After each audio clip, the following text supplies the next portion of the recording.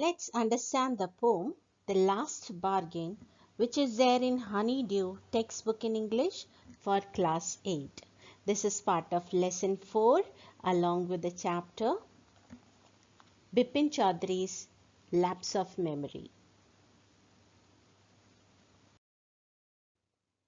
Let me give you a brief introduction about the well-known poet of this poem, The Last Bargain, Rabindranath Tagore.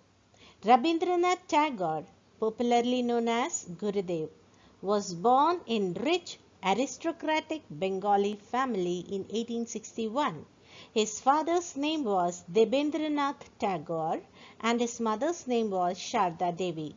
Rabindranath had no formal university education, but he went to England at the age of 17. He joined the University of London, but he returned home soon after. His poetic career started quite early. His first collection of lyrics, Manshi, was published in 1890. Gitanjali was published in 1909. That won him the Nobel Prize of Literature in 1913. Rabindranath wrote our national anthem Jana Gana Mana.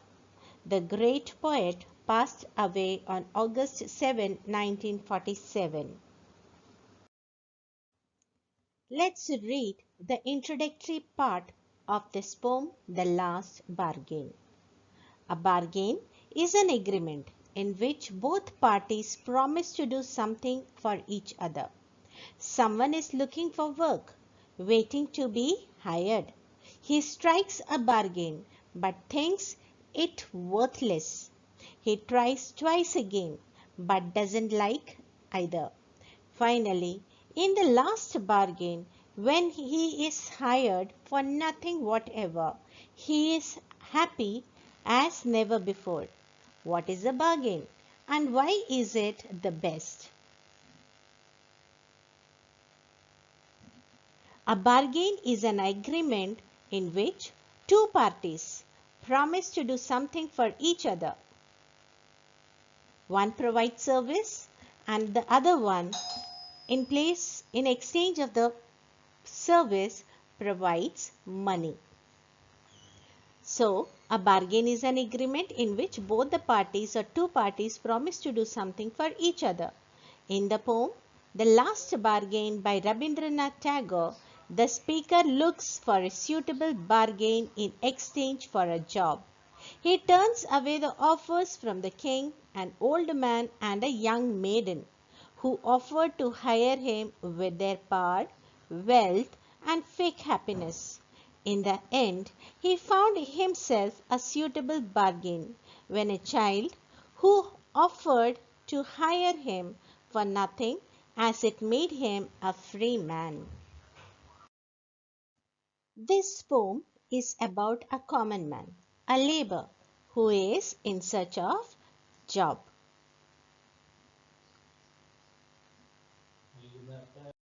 Let me begin with the poem explanation. I'll recite the poem stanza wise and I'll give the explanation along with the recitation. The highlighted words are the difficult words. The meanings I will be telling. You may note down in the book with a pencil the meanings of these difficult words. Come and hire me, I cried, while in the morning I was walking on the stone-paved road. Sword in hand, the king came in his chariot. He held my hand and said, I will hire you with my power. But his power counted for naught, and he went away in his chariot. Stone paved means a road, path which is covered with suitable surface suitable for travel, that is, with stones laid down on the path that may help in suitable passage, that is stone paved. Chariot means a carriage drawn by horses. Not means nothing. A man who is in search of work made an announcement to people to let people know he is available for work. As he was walking on the stone paved road, A king came in his chariot, and he was holding a sword in his hand. The king stopped, and he was a kind man, a kind king. Seeing this man jobless, he offered him a job, so that king thought nobody in his kingdom should be jobless. So the king stopped and offered the man a job with his power, and he held the man's hand. He said that you do a work for me, and in exchange I will give you my power. But the power meant nothing to the man, and thus he refused the king's offer, and the king went away in his carriage. Power meant nothing to this common man, to this labor.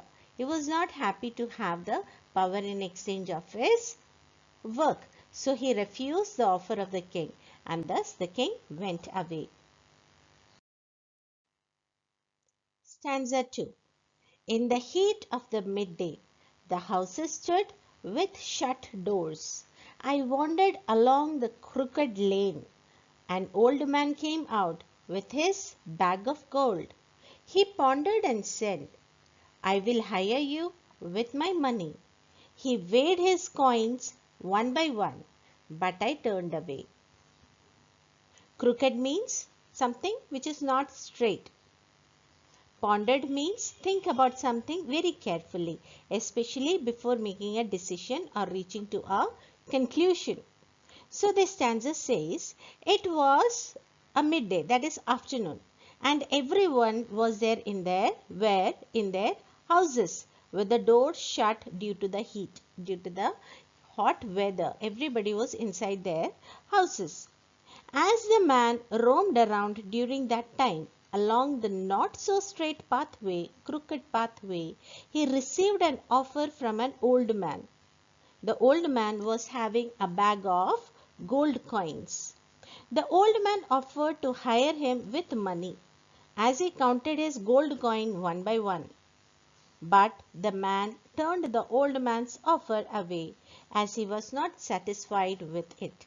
Even money, even gold did not attract this labor, this poor man who was in search of the job. So he even turned this old man's offer down. Third stanza. It was evening. The garden hedge was all aflower. The fair maid came out and said, I will hire you with a smile. Her smile paled and melted into tears, and she went back alone into the dark. Now it's evening time. Since morning he is looking out for a job and he is not able to get a proper bargain, a job, a return in exchange of his job satisfactory.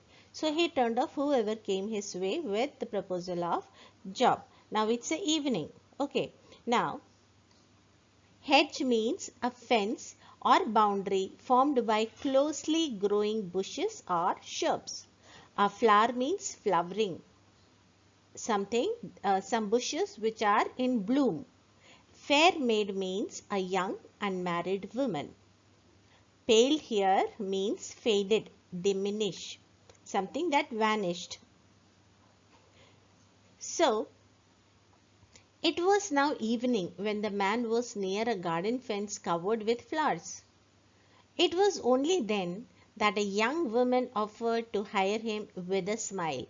But her smile faded away and tears started coming from her eyes. Thus she went into the dark all alone. Her happiness was just sorrow in disguise.